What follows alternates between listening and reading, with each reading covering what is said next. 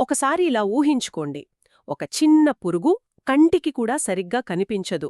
అది కాలి చర్మం గుండా శరీరంలోకి చొచ్చుకుపోతుంది. హ్మ్, వినడానికే కాస్త భయంగా ఉంది. అవునండి. అక్కడి నుండి అది రక్తంలో కలిసిపోయి నేరుగా ఊపిరితిత్తులలోకి వెళ్తుంది. అక్కడ అది ఇబ్బంది పెట్టి దగ్గేలా చేసి ఆ దగ్గు ద్వారా గొంతులోకి చేరుకుంటుంది. ఎందుకో తెలుసా? ఎందుకంటే మనం దానిని మింగేసి జీర్ణకోశంలోకి సురక్షితంగా చేర్చాలి కాబట్టి కదా. ఖచ్చితంగా. వినడానికేదో సైన్స్ ఫిక్షన్ ఏలియన్ కథలా ఉంది.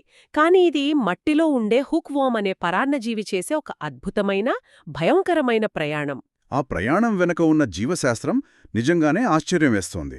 అంటే ఈ రోజుల్లో మనం ఆర్టిఫిషియల్ ఇంటెలిజెన్స్ గురించి ఎంతో మాట్లాడుకుంటున్నాం. కానీ మన శరీరంలోకి ప్రవేశించే ఈ సూక్ష్మజీవుల ప్రపంచం ఇంకా ఒక పెద్ద రహస్యం లాంటిదే. నిజమే. ఇవి కేవలం మనపై దాడి చేయడమే కాదు, మన కణాలను ఎలా మోసం చెయ్యాలో కోట్లాది సంవత్సరాలుగా నేర్చుకున్నాయి. అవును. అందుకే ఈనాటి మన ఈ లోతైన విశ్లేషణలో సరిగ్గా ఈ అంతుచిక్కని సూక్ష్మజీవుల ప్రపంచంలోకి ప్రవేశిద్దాం. మన ఆధారాల నుండి సేకరించిన అత్యంత ఆసక్తికరమైన విషయాలను విశ్లేషిద్దాం. తప్పకుండా.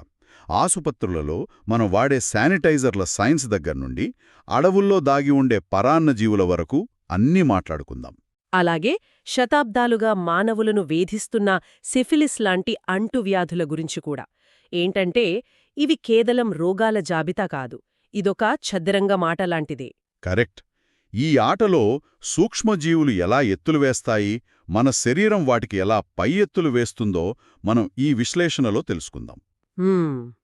ఈ విశ్లేషణ ప్రధాన ఉద్దేశ్యం ఏమిటంటే ఒక వ్యాధి లక్షణాలు ఏమిటి అని మాత్రమే కాకుండా అవి ఎలా మరియు ఎందుకు జరుగుతున్నాయో వాటి వెనుక ఉన్న ఖచ్చితమైన శాస్త్రీయ కారణాలను అర్థం చేసుకోవడం. అవునండి. ఆధునిక వైద్యం ఈ పజిల్ని ఎలా సాల్వ్ చేస్తుందో మనం ఇక్కడ స్పష్టంగా చూడబోతున్నాం. అయితే ముందుగా మన మొదటి రక్షణ కవచం గురించి మాట్లాడుకుందాం. మనం ఆస్పత్రికి వెళ్ళగానే ముందుగా చేసే పని చేతులు శుభ్రం చేసుకోవడం కదా. అవును.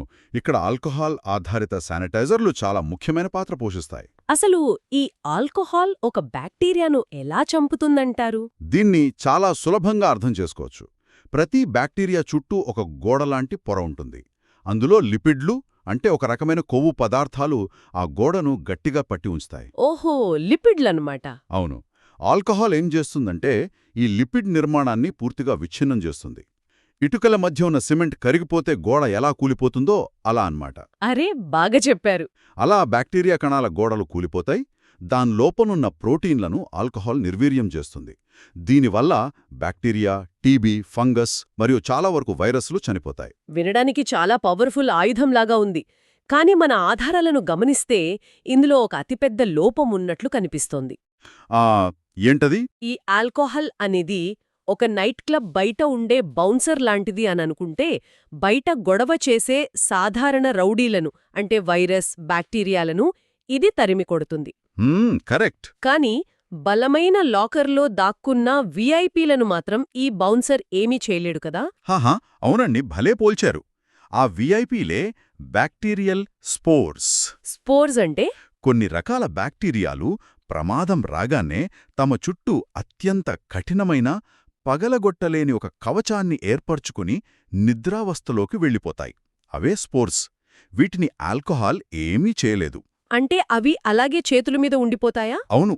కేవలం సబ్బు మరియు నీటితో వాటిని కడిగితేనే ఆ నీటి ప్రవాహానికి అవి చేతుల మీదుగా పోతాయి. బహుశా ఈ లోపాల వల్లే కదా ఆస్పత్రులలో చేరిన తర్వాతొచ్చే రక్తప్రవాహ అంటువ్యాధులు ఇప్పటికీ ఒక పీడకలలాగా మిగిలిపోయాయి. ఖచ్చితంగా. ఈ క్యాథెటర్ రిలేటెడ్ బ్లడ్ స్ట్రీమ్ ఇన్ఫెక్షన్స్ని మనం CRBSI అంటాం.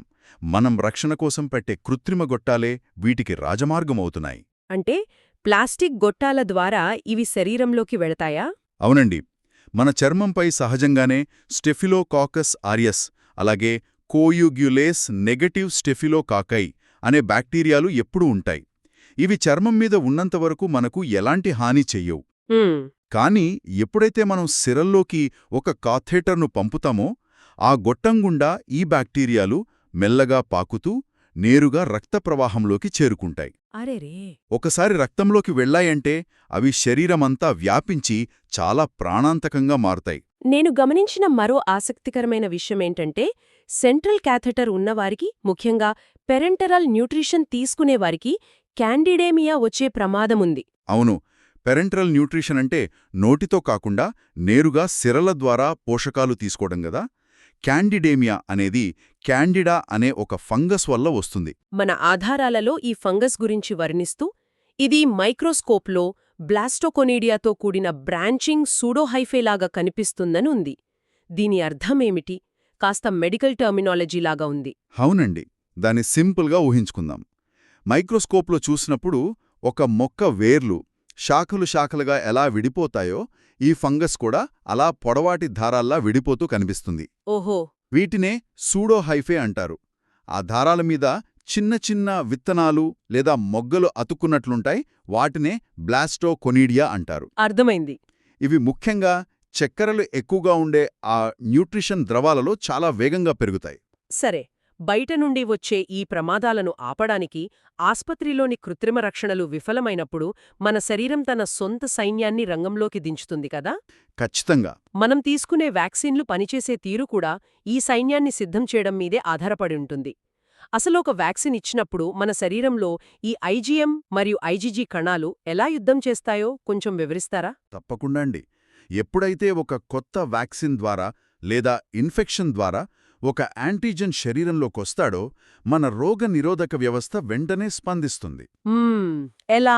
షార్ట్ లివ్డ్ ప్లాస్మా కణాల ద్వారా ఐజీఎంని విడుదల చేస్తుంది. ఇది హడావిడిగా దాడి చేసే ఒక తాత్కాలిక ర్యాపిడ్ రెస్పాన్స్ టీమ్ లాంటిదన్నమాట. ఓహో, అంటే ఫస్ట్ అటాక్ వీళ్లదే అన్నమాట. అవును, అందుకే ఇన్ఫెక్షన్ రాగానే మొదటగా ఈ ఐజీఎం గరిష్ట స్థాయికి చేరుకుంటుంది. ఆ తర్వాత శరీరం ఆ శత్రువును అర్థం చేసుకుని టీ కణాల సహాయంతో క్లాస్ స్విచ్చింగ్ అనే ప్రక్రియ ద్వారా ఐజీజీని తయారు చేస్తుంది. అంటే మొదటిసారి హడావిడిగా కొట్టేది ఐజీఎం అయితే, శత్రువు రూపురేఖలను గుర్తుపెట్టుకుని పక్కా ప్రణాళికతో ఏళ్ల తరబడి కాపలా కాసే ప్రత్యేక దళం ఐజీజీ అన్నమాట. అద్భుతంగా చెప్పారు. అందుకే మనం బూస్టర్ వ్యాక్సిన్ ఇచ్చినప్పుడు లేదా భవిష్యత్తులో మళ్లీ అదే ఇన్ఫెక్షన్ వస్తే అప్పుడు ఈ ఐజీఎం హడావిడి పెద్దగా ఉండదు. ఎందుకంటే వాళ్లకి అప్పటికే శత్రువు గురించి తెలుసు కదా. కరెక్ట్. మన శరీరంలోని మెమరీ బి కణాల దగ్గర ముందే శత్రువు డేటా ఉంటుంది. కాబట్టి అవి నేరుగా ఐజీజీని చాలా వేగంగా మరియు స్థిరంగా ఉత్పత్తి చేస్తాయి. అప్పుడు ఈ ఐజీజీ శత్రువును చిత్తుగా ఓడిస్తుంది. ఇది బాగా ఆరోగ్యంగా ఉన్న రోగనిరోధక వ్యవస్థ కథ. కాని నాకు ఇక్కడొక పెద్ద సందేహం వస్తుంది. ఒకవేళ ఈ ప్రత్యేక దళం బాగా బలహీనపడితే? అంటే ఇమ్యూనిటీ తగ్గినప్పుడంటారా? అవునండి, రోగనిరోధక శక్తి బాగా తగ్గిపోయినప్పుడు ఏమవుతుంది? ఆ పరిస్థితి అత్యంత భయంకరంగా ఉంటుంది. మన సహజ రక్షణ కవచం బలహీనపడినప్పుడు సాధారణంగా మనకు ఏమాత్రం హాని చేయని చిన్న చిన్న సూక్ష్మజీవులు కూడా ప్రాణాంతకమైన అవకాశవాదులుగా మారుతాయి. అరెరే! ఈ అపర్చునిస్ట్ చాలా ప్రమాదకరం. ఇది ఎంత ప్రమాదకరంగా మారుతాయంటే క్లాస్ట్రిడియాయిడ్స్ డిఫిసీల్, దీన్నే సీ డిఫ్ అంటారు కదా, ఈ బ్యాక్టీరియాను చూస్తేనే అర్థమవుతుంది. అవును, ఇది పేగులలో విపరీతమైన డయేరియాను కలగజేస్తుంది. తారని మన ఆధారాలు చెబుతున్నాయి. ఇందులో ఈ ఫైడాక్సోమెసిన్ పనిచేసే విధానం నాకు చాలా ఆసక్తికరంగా అనిపించింది. అవునండి, ఇది మ్యాక్రోలైడ్ జాతికి చెందిన యాంటీబయాటిక్ కదా. అవును, ఇది బ్యాక్టీరియాలోని ఆర్ఎన్ఏ పాలిమరేజ్ని అడ్డుకుంటుందట. అంటే సింపుల్గా చెప్పాలంటే బ్యాక్టీరియా తనను తాను నిర్మించుకోవడానికి చదువుకునే ఇన్స్ట్రక్షన్ మాన్యువల్ని ఇది చించిపారేస్తుందన్నమాట. భలే చెప్పారు. అందుకే ఇది బ్యాక్టీరిసైడల్, అంటే ఆ బ్యాక్టీరియాను పూర్తిగా నాశనం చేసేస్తుంది. సరిగ్గా పట్టుకున్నారు. అయితే పేగులలో జరిగే యుద్ధం ఒక ఎత్తు అయితే నాడీ వ్యవస్థపై అంటే మన మెదడుపై జరిగే దాడులు మరింత సంక్లిష్టంగా ఉంటాయి. అవును, బ్రెయిన్ ఇన్ఫెక్షన్స్ చాలా డేంజర్ కదా. రోగనిరోధక శక్తి బాగా తగ్గినవారిలో, ముఖ్యంగా ఎయిడ్స్ రోగులలో primary central nervous system lymphoma వచ్చే అవకాశం చాలా ఎక్కువ. ఇది బ్రెయిన్ క్యాన్సర్ కదా. అవునండి, ఇదొక హై గ్రేడ్ ట్యూమర్. విచిత్రం ఏమిటంటే ఇది బయట నుండి రాలేదు. మన సొంత బి లింఫోసైట్లు క్యాన్సర్ కణాలుగా మారి మెదడులో గడ్డలుగా ఏర్పడతాయి. అరే! ఇది ఎప్స్టైన్ బార్ వైరస్ అంటే ఈబీవీతో బలంగా ముడిపడి ఉంటుంది. మన సొంత సైన్యమే మనపై తిరుగుబాటు చేయడం లాంటిదిది. ఆగు ఇక్కడే నేనొక అతిపెద్ద డాక్టర్ల కన్ఫ్యూజన్ గురించి చదివాను. హెచ్ఐవి ఉన్న రోగుల మెదడు స్కాన్ చేసినప్పుడు మల్టిపుల్ రింగ్ ఎన్హాన్సింగ్ గాయాలు అంటే మెదడులో గ్లో అవుతున్న రింగ్స్ లాంటి గడ్డలు కనిపిస్తాయి కదా. అవును, మాస్ ఎఫెక్ట్తో కనిపిస్తాయి. అప్పుడు డాక్టర్లు వెంటనే అది సొంత కణాలు క్యాన్సర్గా మారిన సిఎన్ఎస్ లింఫోమా అని అనుకోకూడదట. దానికి బదులుగా ముందుగా అది టాక్సోప్లాజ్మోసిస్ అనే పరాన్నజీవి దాడి అని అనుమానించాలి. ఆ తర్వాతే లింఫోమా గురించి ఆలోచించాలి అని ఉంది. ఎందుకిలా? ఇదొక అద్భుతమైన ప్రశ్న. ఎందుకంటే ఒకవైపు సొంత కణాలు క్యాన్సర్గా మారిన పరిస్థితి, మరోవైపు బయట నుండి వచ్చిన ఒక పరాన్నజీవి చేసిన దాడి, ఈ రెండూ మెదడు స్కాన్లో దాదాపు ఒకేలా కనిపిస్తాయి. వావ్, రెండు ఒకేలా ఉంటాయా? అవును. డాక్టర్ గనక పరాన్నజీవి అని తప్పుగా ఊహించి క్యాన్సర్కి ట్రీట్మెంట్ ఇవ్వకపోతే, లేదా క్యాన్సర్ అనుకుని పరాన్నజీవికి మందులివ్వకపోతే ప్రాణాలకే ప్రమాదం. చాలా రిస్క్ కదా. అందుకే ముందుగా టాక్సోప్లాస్మోసిస్కి మందులిచ్చి చూస్తారు. ఒకవేళ అది తగ్గకపోతేనే అప్పుడు మెదడు బయాప్సీ చేసి లింఫోమాగా నిర్ధారిస్తారు. ఇదొక కత్తిమీద సాములాంటి రోగ నిర్ధారణ. మెదడుకుచ్చే మరో భయంకరమైన సమస్య ఇసినోఫిలిక్ మెనింజైటిస్. ఇదసలు ఒక పురుగు వల్ల వస్తుందని చదివినప్పుడు నా మైండ్ బ్లాంక్ అయింది. యాంజియోస్ట్రాంగిలస్ కదా? అవునండి. యాంజియోస్ట్రాంగ్యులస్ అనే ఒక హెల్మెంత్ అంటే ఒక రకమైన పురుగు వల్ల ఈ మెదడు పొరల వాపు వస్తుంది. అసలు శరీరంలో పురుగులున్నప్పుడు మెదడులో ఎందుకు వాపొస్తుంది? అది పురుగు వల్ల నేరుగా కాదు, మన రోగనిరోధక వ్యవస్థ ఇచ్చే ఓవర్ రియాక్షన్ వల్ల వస్తుంది. అంటే మన బాడీనే అలా చేస్తుందా? అవును. శరీరంలో ఈ పురుగులు, తీవ్రమైన అలర్జీలు లేదా రుమాటిక్ వ్యాధులు ఉన్నప్పుడు మన రోగనిరోధక వ్యవస్థ ఇంటర్ల్యూకిన్ 5 అంటే IL-5 అనే ఒక కెమికల్ సిగ్నల్ను విడుదల చేస్తుంది. ఈ IL-5 ఏం చేస్తుందంటే పురుగులతో పోరాడడానికి ఈసినోఫిల్స్ అనే తెల్ల రక్తకణాలను భారీ సంఖ్యలో రక్తం నిండా విడుదల చేస్తుంది. దీనినే పెరిఫెరల్ ఈసినోఫిలియా అంటారు. ఓహో! ఈ ఇసినోఫిల్స్ ఏకంగా మెదడు పొరలలోకి కూడా చొచ్చుకుపోయి అక్కడ విపరీతమైన వాపును కలిగిస్తాయి. వావ్! శత్రువును చంపడానికి మన సైన్యం వేసిన బాంబుల వల్లే మన నగరాలు తగలబడిపోవడం లాంటిదనమాట ఇది. ఖచ్చితంగా. అయితే నాకిక్కడ ఒక బేసిక్ డౌట్ వస్తోంది. అసలు ఈ యాంజియోస్ట్రాంగులస్ లాంటి పురుగులు, పరాన్నజీవులు మన దరిదాపుల్లోకి ఎలా వస్తాయి? ఇవి పర్యావరణంలో ఎలా ఉంటాయి? ఇది తెలుసుకోవాలంటే మనం పర్యావరణం నుండి శరీరంలోకి పరాన్నజీవులు చేసే ప్రయాణం గురించి మాట్లాడాలి. ఉదాహరణకు, మీరెప్పుడైనా కొండల్లో హైకింగ్ లేదా అడవుల్లో క్యాంపింగ్కి వెళ్లారా? వెళ్తుంటాం కదా. అక్కడ స్వచ్ఛంగా కనిపిస్తున్న నీటిని తాగితే అందులో జియార్డియా లాంబ్లియా అనే పరాన్నజీవి ఉండొచ్చు. అమెరికా, కెనడాలో క్యాంపింగ్కి వెళ్లేవారికి డయేరియా రావడానికి ఇదే ప్రధాన కారణం. అవును. దీని ల్యాబ్లో గుర్తించే విధానం కూడా చాలా విచిత్రంగా ఉంది. రోగి మలాన్ని అయోడిన్తో స్టెయిన్ చేసి మైక్రోస్కోప్లో చూసినప్పుడు బేరిపండు ఆకారంలో ఉండి దానికి తోకలున్నట్లుగా ఉండే ట్రోఫోజాయిట్లు కనిపిస్తాయట కదా. అవునండి, ఫ్లాజిలేటెడ్ ట్రోఫోజాయిట్లా అంటారు. అది అచ్చం నవ్వుతున్న ఒక చిన్న ఏలియన్ ఫేస్ లాగా ఉంటుంది. లేదా స్పష్టమైన గోడలు ఉండి 2 కంటే ఎక్కువ న్యూక్లియైలు ఉన్న సిస్ట్లు కనిపిస్తాయి. దీనికి మెట్రోనిడజోల్ సరైన చికిత్స కదా. పర్ఫెక్ట్. పర్యావరణం నుండి వచ్చే మరో తీవ్రమైన ఇన్ఫెక్షన్ అమీబియాసిస్. ఇది ఎంటమీబా హిస్టాలిటికా వల్ల వస్తుంది.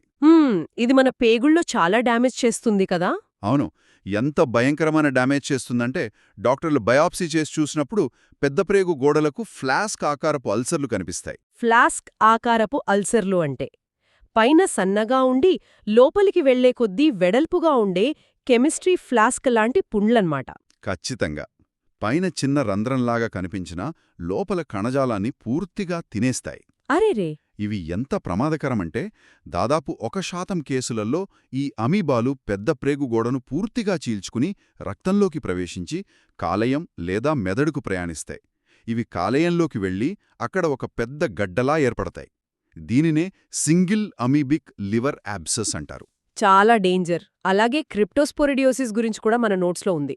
ఇది కలుషితమైన ఆహారం, నీటి ద్వారా వ్యాపించి రోగ నిరోధక శక్తి తక్కువగా ఉన్నవారిలో ఎడతెగని డయేరియాను కలిగిస్తుంది. అవునండి. దీనిని ఎలా నిర్ధారిస్తారంటే మల పరీక్షలో యాసిడ్ ఫాస్ట్ స్టెయినింగ్ ఓసైట్స్ కనిపించడం ద్వారా. కానీ ఈ మొత్తం పరాన్నజీవుల లిస్ట్లో నాకు కళ్ళు బైర్లు కమ్మేలా చేసిన జీవి ఒకటుంది. అదేంటి? మనం మొదట్లో మాట్లాడుకున్న హూక్వర్మ్. దీని జీవిత చక్రం గురించి చదువుతుంటే ఇది ప్రకృతిలోని ఒక భయంకరమైన రోలర్ కోస్టర్లాగా అనిపించింది. అసలిది ఎందుకిలా చేస్తోంది? ఆ ప్రయాణం వెనుక ఉన్న సర్వైవల్ స్ట్రాటజీ చాలా భిన్నంగా ఉంటుంది. ఈ లార్వాలు మానవ మలంతో కలుషితమైన మట్టిలో ఉంటాయి కదా. మనం చెప్పులు లేకుండా నడిచినప్పుడు ఇవి చర్మం గుండా శరీరంలోకి ప్రవేశిస్తాయి. నేరుగా జీర్ణకోశంలోకి వెళ్లలేవు కాబట్టి ఇవి రక్తప్రవాహంలో కలుస్తాయి. మన రక్తం ఆక్సిజన్ కోసం గుండె నుండి ఊపిరితిత్తులకు వెళుతుంది కదా. అవును. ఆ రక్తంతో పాటే ఈ లార్వాలు కూడా ఊపిరితిత్తులకు చేరుకుంటాయి. అక్కడ సన్నటి రక్తనాళాలను చీల్చుకుని ఊపిరితిత్తుల గాలిగదుల్లోకి వస్తాయి. అక్కడి నుండి పైకి ప్రాకుతూ గొంతులోకి వస్తాయి. అప్పుడు మనం దగ్గి వాటిని మింగేస్తాం కదా. అంతే. వావ్! అంటే ఆ యాసిడ్ ఉండే పొట్టలోకి చేరడానికి ఇంత విచిత్రమైన ఉచిత ప్రయాణం చేస్తాయన్నమాట. ఆ తర్వాత ఇవి చిన్న ప్రేగు గోడలకు అతుక్కుని రక్తాన్ని విపరీతంగా తాగుతాయి. దీనివల్ల బాధితులకు దీర్ఘకాలిక రక్తహీనత లేదా మైక్రోసైటిక్ అనీమియా వస్తుంది. అవునండి. ఈ ఊపిరితిత్తుల ప్రయాణం చేసే ఇంకో పురుగు ఆస్కారిస్ లుంబ్రికోయిడస్ కదా. అవును. ఇది కలుషితమైన ఆహారం ద్వారా పొట్టలోకి వెళ్లి అక్కడ గుడ్లు లార్వాలుగా మారతాయి. ఆ లార్వాలు ప్రేగుగోడలను దాటుకొని రక్తం ద్వారా ఊపిరితిత్తులలోకి వెళ్తాయి. ఓహో, ఇది అలాగే వెళ్తుందా? అక్కడ ఇవి లోఫ్లర్ సిండ్రోమ్ అనే ఊపిరితిత్తుల వాపును కలిగిస్తాయి.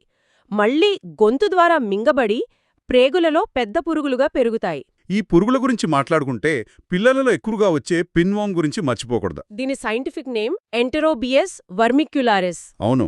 రాత్రిపూట ఆసనం దగ్గర తీవ్రమైన దురద రావడం దీని ప్రధాన లక్షణం.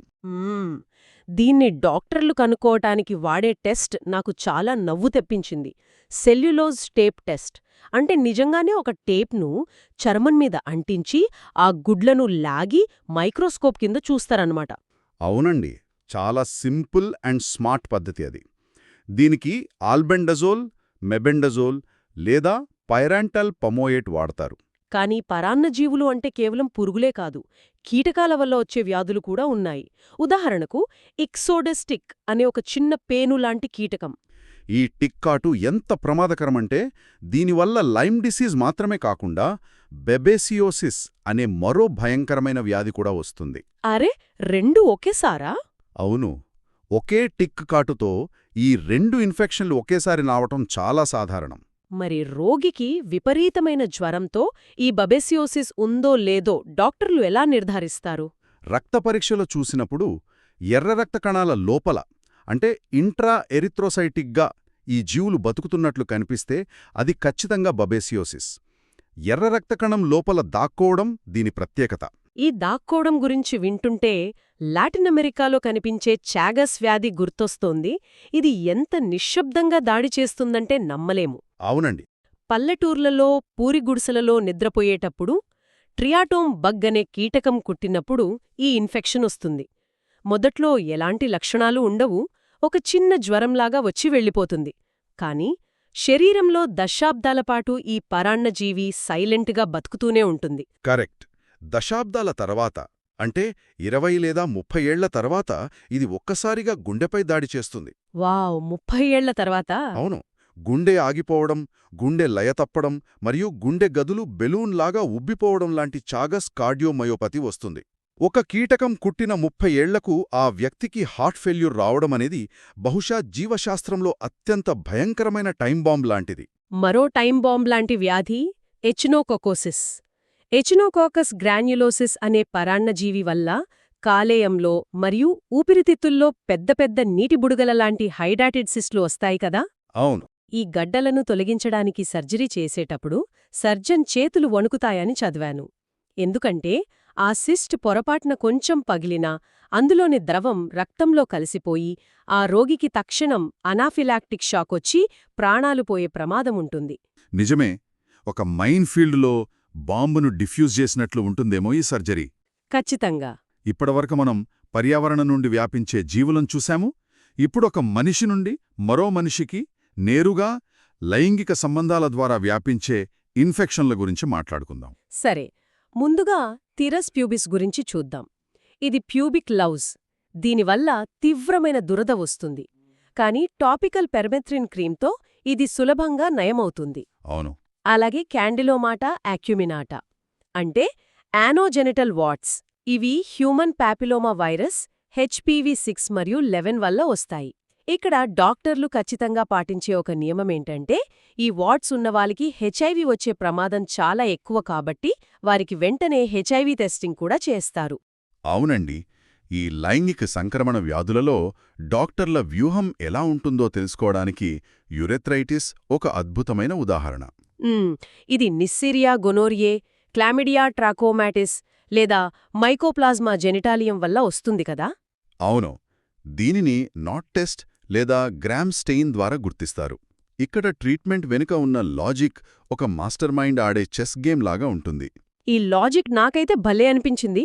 దీన్ని నేను సింపుల్గా చెప్తాను చూడండి. ఒకవేళ రోగికి గొనోరియా ఉందని తెలిసింది అనుకుందాం, కానీ వాళ్ళకి క్లామిడియా కూడా ఉందో లేదో మనకు ఖచ్చితంగా తెలియదు. అవును. అప్పుడు డాక్టర్లు రిస్క్ తీసుకోరు.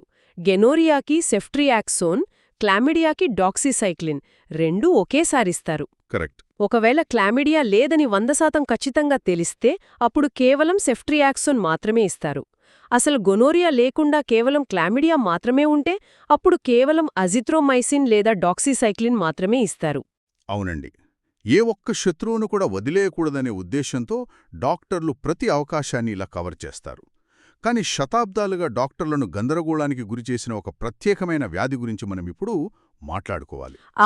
సిఫిలిస్. అదే. ఇది ట్రిపోనేమా పల్లిడమ్ అనే సూక్ష్మజీవి వల్ల వస్తుంది. ఇది చూటానికి అచ్చం వైన్ బాటిల్ మూత తీసే కార్క్స్క్రూ ఆకారంలో ఉండి అలా తిరుగుతూ కణజాలంలోకి చొచ్చుకుపోతుంది. దీని రోగనిర్ధారణే ఒక పెద్ద పజిల్ కదా. మొదటి దశలో అంటే చాన్క్రే అంటారు కదా, ఈ నొప్పితో కూడిన పుండు వచ్చినప్పుడు సాధారణ రక్త పరీక్షలు చేస్తే ఫాల్స్ నెగటివ్ వచ్చే అవకాశాలే ఎక్కువ. అవును. దీని ఖచ్చితంగా గుర్తించాలంటే ఆ పుండు నుండి ద్రవాన్ని తీసుకుని డార్క్ ఫీల్డ్ మైక్రోస్కోపీ కింద ఆ లైవ్ సూక్ష్మజీవిని చూడాలి లేదా ఫ్లోరోసెంట్ యాంటీబాడీ టెస్టింగ్ చేయాలి. కానీ అది అన్ని చోట్ల ప్రాక్టికల్ కాదు కదా. అందుకే ఫాల్స్ పాజిటివ్ రాకుండా డాక్టర్లు 2 రకాల రక్త పరీక్షల సిస్టమ్ని వాడతారు. ముందుగా నాన్ ట్రిపోలేమల్ టెస్ట్ అంటే ఆర్పీఆర్ లేదా వీడీఆర్ఎల్ చేస్తారు. ఇది నేరుగా బ్యాక్టీరియాను వెతకదు. మన కణాలు దెబ్బతిన్నప్పుడు విడుదలయ్యే యాంటీకార్డియోలిపిన్ యాంటీబాడీల కోసం చూస్తుంది. ఇది పాజిటివ్ వస్తే అప్పుడు ట్రెపోనెమల్ టెస్ట్ చేస్తారు. అంటే ఎఫ్టీఏబిఎస్ లాంటిదా? అవును. ఇది ఖచ్చితంగా ట్రెపోనెమా పాలిడమ్ యాంటీబాడీలను గుర్తిస్తుంది. ఈ వ్యాధికి సరైన సమయంలో చికిత్స చేయకపోతే ఇది దశాబ్దాలపాటు శరీరంలో ఉండిపోయి ఎంత ఘోరంగా మారుతుందో చూస్తే భయం వేస్తోంది. అవునండి. సెకండరీ సిఫిలిస్ కొన్ని వారాలు లేదా నెలల తర్వాత వస్తుంది. అప్పుడు ఒంటిపై ర్యాష్, గ్రంథులు వాపు వస్తాయి. ఇక టెర్షియరీ సిఫిలిస్ అంటే 3వ దశకు చేరుకుంటే గుండెను మెదడును నాశనం చేస్తుంది. థొరాసిక్ అయోటిక్ అన్యూరిజం అంటే గుండె నుండి వచ్చే మహాధమని బెలూన్లాగా సాగిపోతుంది. అసలు ఒక చిన్న బ్యాక్టీరియా అంత పెద్ద రక్తనాళాన్ని ఎలా సాగేలా చేస్తోంది? దీని వెనుక ఉన్న మెకానిజం చాలా అద్భుతం. ఈ బ్యాక్టీరియా నేరుగా ధమని గోడను తినేయదు. మరి ఏం చేస్తుంది? ఆ మహాధమని గోడకు రక్తాన్ని అందించే అతి చిన్న రక్తనాళాలు ఉంటాయి. వాటిని వాసా వ్యాసోరం అంటారు. సిఫిలిస్ బ్యాక్టీరియా వల్ల ఈ చిన్న రక్తనాళాల్లో తీవ్రమైన వాపు వచ్చి అవి పూర్తిగా మూసుకుపోతాయి. ఓహో, దీనినే ప్రోలిఫెరేటివ్ ఎండార్టరైటిస్ అంటారా? ఖచ్చితంగా. అంటే పెద్ద రక్తనాళానికి ఆహారం అందించే చిన్న పైపులను ఇది బ్లాక్ చేసేస్తుందన్నమాట. అప్పుడు ఆ మహాధమని గోడలకు రక్తప్రసరణ లేక అవి వీక్ అయిపోయి సాగిపోతాయి. అవునండి. దీనివల్లే గుండె వాల్వులు కూడా సాగిపోయి మర్మర్ అనే అసాధారణ గుండె చప్పుడు వస్తుంది. శరీరమంతా గుమ్మాసనబడే చనిపోయిన కణజాలపు గడ్డలు ఏర్పడతాయి. అంతేకాదు, ఏ దశలోనైనా ఇది మెదడుకు చేరి న్యూరోసిఫిలిస్